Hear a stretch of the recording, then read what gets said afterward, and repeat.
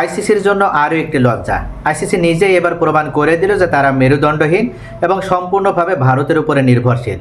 অর্থাৎ স্বাধীনভাবে এবং নিরপেক্ষতার ভিত্তিতে তাদের কোনো ডিসিশন নেওয়ার সক্ষমতা নেই। এটা আমরা বাংলাদেশকে যখন বিশ্বকাপ থেকে বের করে দেওয়া হয়েছে, বাংলাদেশের পরিবর্তে স্কটল্যান্ডকে সুযোগ দেওয়া হয়েছে, তখন থেকেই বলে আসছিলাম। কিন্তু মূল বিষয় হচ্ছে এবার প্রকাশ হয়ে গেল এবং সকলে সেটা দেখে নিল যে সত্যিকার অর্থে আইসিসি ভারতের বাইরে যে কোনো ডিসিশন নিতে পারে না বা তাদের সেই সক্ষমতাটা নাই। এই মুহূর্তে সবথেকে বড় একটি খবর হচ্ছে বাংলাদেশের 100 জন সাংবাদিককে আইসিসি অ্যাক্রিডিটেশন দেয়নি। এই সাংবাদিকের মূল কাজ কী ছিল? ভারতে অনুষ্ঠিত যে বিশ্বকাপ ম্যাচগুলো, সেই ম্যাচগুলোর কাভার করা, অর্থাৎ তারা মিডিয়া কাভারেজ করবে। কিন্তু সেখানে এই সাংবাদিকগুলোকে অ্যাক্রিডিটেশন দেওয়া হলো না আইসিসির পক্ষ থেকে। কারণ হিসেবে উল্লেখ করা হলো যে বাংলাদেশি সাংবাদিকদের নাকি নিরাপত্তাজনিত সমস্যা হতে পারে এবং ভারতে অনুষ্ঠিত বিভিন্ন ভেন্যুগুলোতে যে ম্যাচগুলো হবে সেখানে বাংলাদেশি সাংবাদিকদের আলাদাভাবে নিরাপত্তা দেওয়া আইসিসির দ্বারা সম্ভব হবে না। হয়তো বা স্টেডিয়ামে তারা নিরাপত্তা পেলেও খেলা শেষে বা খেলার শুরুর পূর্বে যে কোনো ক্ষেত্রে যে কোনো সমস্যায় বা যে কোনো সময় দেখা যাবে যে এই সাংবাদিকরা তারা নিরাপত্তাজনিত ইস্যুতে পড়তে পারে বা তাদের উপরে মারাত্মকভাবে আঘাত আসতে পারে। আর এটাকে কেন্দ্র করেই অবশেষে বাংলাদেশের সাংবাদিকদের অ্যাক্রিডিটেশন দেওয়া হলো না, বাতিল করা হলো। তো এই কথাটাই তো আমরা প্রথম থেকে বলে আসছি যে ভারতের মাটিতে বাংলাদেশের খেলার কোনো সম্ভাবনা নেই। কেননা বাংলাদেশ ভারতে খেলতে চাইলেও ভারতের এই উগ্র হিন্দুত্ববাদরা বা উগ্র হিন্দুত্ববাদী যে অর্গানাইজেশনগুলো রয়েছে তারা মূলত বাংলাদেশের কোনো ম্যাচ সঠিকভাবে হতে দেবে না।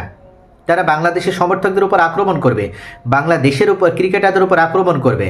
আর এই দাবিটা করেই তো আমরা বারবার আইসিসিকে উল্লেখ করেছি, একবার নয় দুইবার নয়, তিনটা সিটিতে জানানো হয়েছে।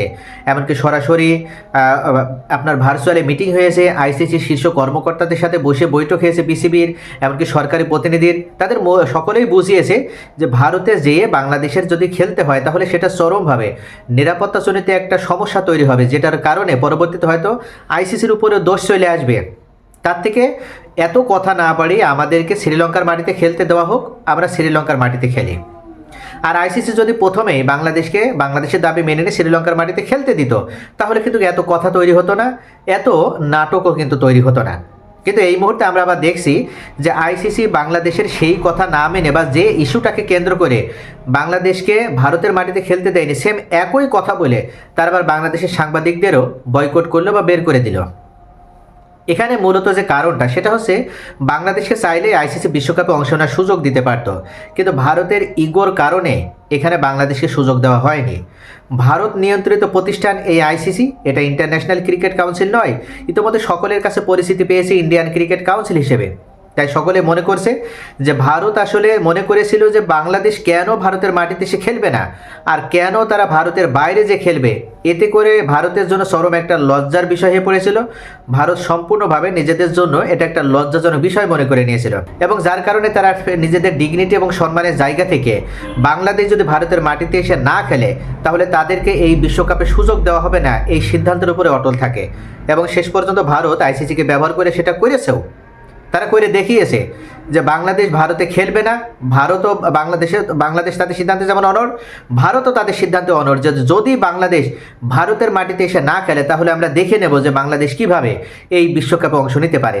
এবং শেষ পর্যন্ত ভারত প্রচুর টাকা ব্যয় করে হলেও আইসিসিকে ব্যবহার করে বা আইসিসির অন্য যে সহযোগী দেশগুলো রয়েছে তাদেরকে কন্ট্রোল করে হলেও তারা কিন্তু সেই কাজটি করতে পেরেছে। এখন তাহলে আইসিসি নিয়ে প্রশ্ন তৈরি হচ্ছে যে আইসিসি যদি নিরপেক্ষ এবং স্বাধীন একটা সংস্থা হয়ে থাকে তাহলে তাদের কাছে সহযোগী প্রত্যেকটা রাষ্ট্রই সমানভাবে তারা দেখবে। শুধুমাত্র ভারতের প্রতি তারা বেশি ঝুঁকে পড়বে, বাংলাদেশের উপরে তারা কম গুরুত্ব দেবে, বা কেনিয়া, জিম্বাবুয়ে, স্কটল্যান্ড তাদের প্রতি কম গুরুত্ব দেবে, এটা হতে পারে না। আইসিসির কাছে সকল সহযোগী দেশ সমান দৃষ্টিতে দেখবে বা সমান চোখে দেখবে।